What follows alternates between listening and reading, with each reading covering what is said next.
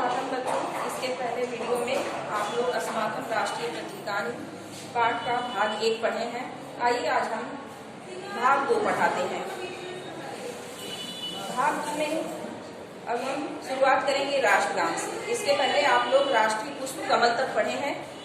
आज हम राष्ट्रगान के बारे में बताएंगे आप लोगों को। सर्वेषां स्वतंत्र देशानां स्वकीयम एकम गानम भवति। सभी स्वतंत्र देशों का अपना एक गान होता है। तदैव राष्ट्रगानम संज्ञा अनुबोध्यते। उसे ही राष्ट्रगान का नाम दिया गया है या राष्ट्रगान से पुकारा जाता है। प्रत्येकम राष्ट्रम स्वराष्ट्र से सम्मानम कुरुते। प्रत्येक राष्ट्र, प्रत्येक देश जो है अपने राष्ट्रगान का सम्मान करता है। महत् अवसरेषु तद गानम गीयते। महान अवसरों पर उस देश का गान गाया जाता है।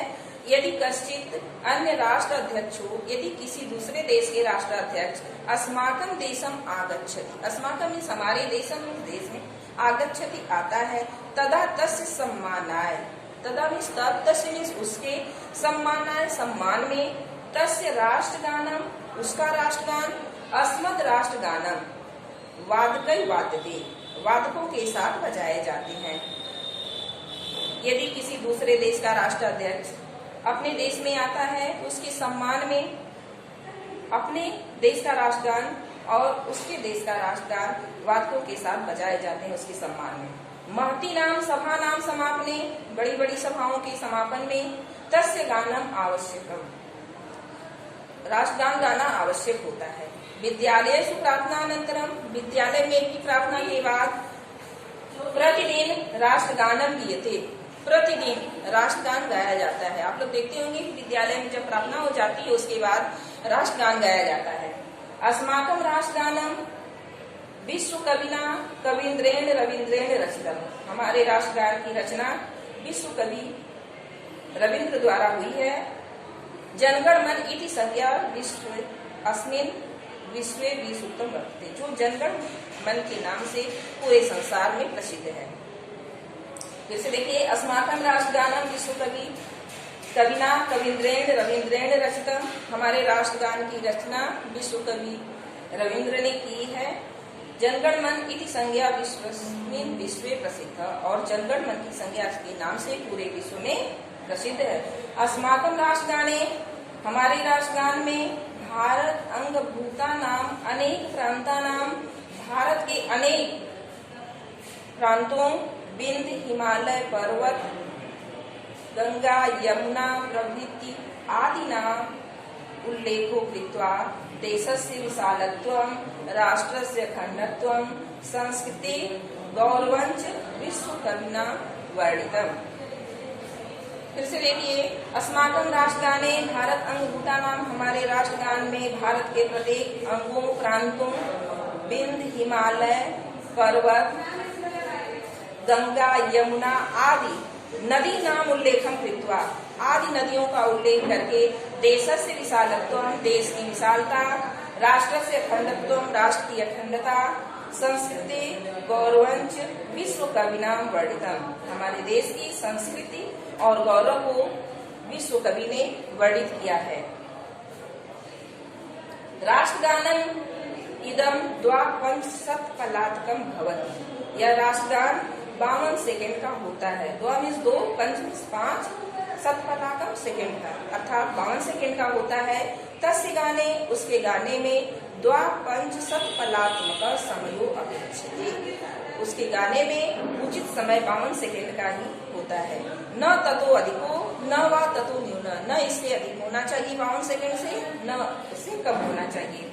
तस्य आरोहो अवरोहो अति निश्चित हो। तस्य में उसका आरोह और उतार चढ़ाव निश्चित होता है। राष्ट्रगान गाते समय उसके उतार चढ़ाव का विशेष ध्यान दिया जाता है। तत्र विपर्य कर्तुम न सकते, इसके विपरीत नहीं करना चाहिए। राष्ट्रगानम सदा उत्थितै जनैः सावधान मुद्रया गेयम। राष्ट्रगान को सावधान मुद्रा में उठकर के गाना चाहिए। राष्ट्रगान अवसरे अंग संचालनम निषिद्धम। राष्ट्रगान गाते समय अपने अंगों को हिलाना मना है, अर्थात अंगों को नहीं हिलाना चाहिए। चलतो अपि, चलते समय भी कस्यचित् कर्णकुहरे, किसी के कान में गीयमानस्य राष्ट्रगानस्य ध्वनि, गाए जाते हुए राष्ट्र की ध्वनि आवाज दूरात् आपतित, यदि दूर से भी सुनाई दे, तदा तत्रैव, तब तत्रैव वहीं पर सावधान मुद्रया तेन अविचलम अस्थातव्यम, उसे वहीं पर अगर कहीं जा रहे हैं आप लोग रास्ते में राष्ट्रगान गाते समय ध्वनि सुनाई दे रही तो वहीं भी स्थिर होकर के खड़े हो जाना चाहिए। राष्ट्रगानम श्रद्धास्पदम भवति श्रद्धेयम एव गेयम, राष्ट्रगान श्रद्धा का पात्र होता है, श्रद्धा पूर्वक ही उसे गाना चाहिए। अभी आप लोग राष्ट्रगान के बारे में पढ़े। अब आइए अब देखते हैं राष्ट्रध्वज। इसके पहले भाग में हम राष्ट्रीय पक्षी मोर, राष्ट्रीय पशु बाघ और राष्ट्रीय फूल कमल के बारे में पढ़ाए थे। आज आप लोग राष्ट्रगान के बारे में पढ़े। आइए दूसरा देखते हैं राष्ट्रध्वज। राष्ट्रध्वज सर्वेषु राष्ट्रप्रतीकेषु, सर्वेषु सभी राष्ट्रप्रतीकेषु राष्ट्रीय प्रतीकों में राष्ट्रध्वज से सर्वाधिकम महत्व वर्तते, राष्ट्रध्वज का सबसे अधिक महत्व होता है। सभी राष्ट्रीय प्रतीकों में अभी तक जितने राष्ट्रीय प्रतीकों के बारे में आप लोग पढ़े हैं उसमें सबसे अधिक महत्व राष्ट्रध्वज का होता है। सर्वस्य स्वतंत्र राष्ट्रस्य स्वकीयो ध्वजो भवति, सभी स्वतंत्र राष्ट्र का अपना एक ध्वज होता है। तद देशवासिनो जना नरा नार्यस्य स्वराष्ट्रध्वजस्य सम्मानं प्राणपणेन रक्षति, तद देशवासिना उस देश के, जिस देश का राष्ट्रध्वज रहता है, पुरुष स्त्री सभी लोग स्वराष्ट्रध्वज से अपने राष्ट्रध्वज का सम्मान अपने प्राणों से भी बढ़कर करते हैं। त्रिवर्णात्मको मध्य, तीन रंग के मध्य में अशोक चक्र अंकितो अस्माकं राष्ट्रध्वज, अशोक तीन रंगों के बीच में अशोक चक्र अंकित होता है। राष्ट्रध्वज तिरंगा शब्देन विश्वे देशतो विद्यते, यह हमारा राष्ट्रध्वज पूरे विश्व में तिरंगा के नाम से प्रसिद्ध है अर्थात जाना जाता है। ध्वजस्य अधोभाग हरित वर्णात्मक, ध्वज के सबसे निचले भाग में हरित वर्णात्मक हरे रंग का जो होता है सुख समृद्धि विकास का नाम सूचक, सुख समृद्धि और विकास का सूचक होता है। झंडा के सबसे निचले भाग में हरा रंग होता है जो हमारे देश में सुख शांति समृद्धि का प्रतीक होता है। मध्य भागे श्वेत वर्ण, मध्य भाग में श्वेत वर्ण, श्वेत में सफेद वर्ण रंग, सफेद रंग ज्ञान सौहार्द सदाशय आदि गुणा नाम द्योतक, ज्ञान सौहार्द बंधुता सदा सत्यवादिता आदि गुणों का सूचक है। ऊर्ध्व भागे ऊपरी भाग में स्थित गैरिक वर्ण, स्थित केसरिया रंग त्यागस्य शौर्यस्य च बोधक, त्याग और शौर्यवीरता का बोधक है। ध्वज से मध्य भाग स्थित श्वेत वर्ण, ध्वज के मध्य भाग में स्थित सफेद रंग के मध्य बीच में स्थित अशोक चक्र, ध्वज के मध्य भाग में स्थित सफेद रंग के बीच में अशोक चक्र है जो धर्म से सत्य अहिंसा या प्रतीक, जो धर्म सत्य और अहिंसा का प्रतीक है।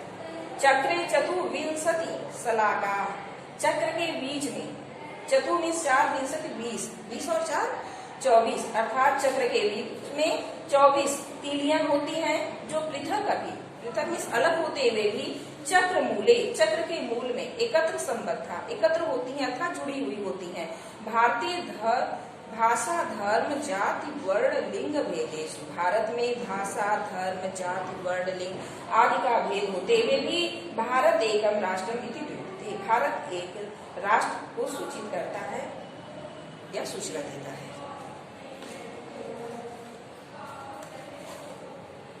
राष्ट्रध्वजो निर्धारित दीर्घ विस्तार परिमितो भवितव्यम, हमारा राष्ट्रध्वज निर्धारित बड़े आकार का होना चाहिए। ऐसा सदा स्वच्छो विकृत वर्ण तिष्ठे, ये हमेशा स्वच्छ और फटा पुराना नहीं होना चाहिए, अर्थात हमारा राष्ट्रध्वज स्वच्छ होना चाहिए। जीर्ण शीर्णो विदीर्णो व ध्वज, फटा पुराना ध्वज न उपयोग योग्य, उपयोग के योग्य नहीं होता है। पुराना झंडा हो जाए या कहीं फटा फटा हो या उसका कलर खत्म हो गया हो तो ऐसा झंडा हमें प्रयोग नहीं करना चाहिए, हमेशा स्वच्छ झंडा का प्रयोग करना चाहिए। समुच्छ्रियमाण ध्वजो अस्तगते सूर्य, समुच्छ्रियमाण फहराया गया ध्वज झंडा, अस्तगते सूर्य सूर्य के अस्त हो जाने पर, समुतार्य उतार करके, सुरक्षित संरक्षित उसे सुरक्षित रख देना चाहिए। राष्ट्रीय शोक अवसरे ध्वजो अर्थोचित, राष्ट्रीय शोक के अवसर पर राष्ट्र ध्वज आधा फहराया जाता है अर्थात आधा झुका दिया जाता है। एतानि राष्ट्रीय प्रतीकानि अस्माकं स्वतंत्रस्य प्रतीकानि, यह सभी राष्ट्रीय प्रतीक हमारी स्वतंत्रता के प्रतीक है। समादृतव्यानि च संततिये प्राणपणे रक्षितव्यानि, इनका हमें आदर करना चाहिए और अपने प्राणों से भी बढ़ करके रक्षा करनी चाहिए। तो बच्चों, आप लोग का पाठ 1 गद्य में अस्माकं राष्ट्रीय प्रतीकानि पाठ समाप्त हो गया। इसका आप लोग कॉपी में पूरे लेसन का सारांश लिख लेंगे और इसमें से 4-5 पैराग्राफ का संदर्भ सहित हिंदी में भावार्थ कॉपी में लिख लेंगे।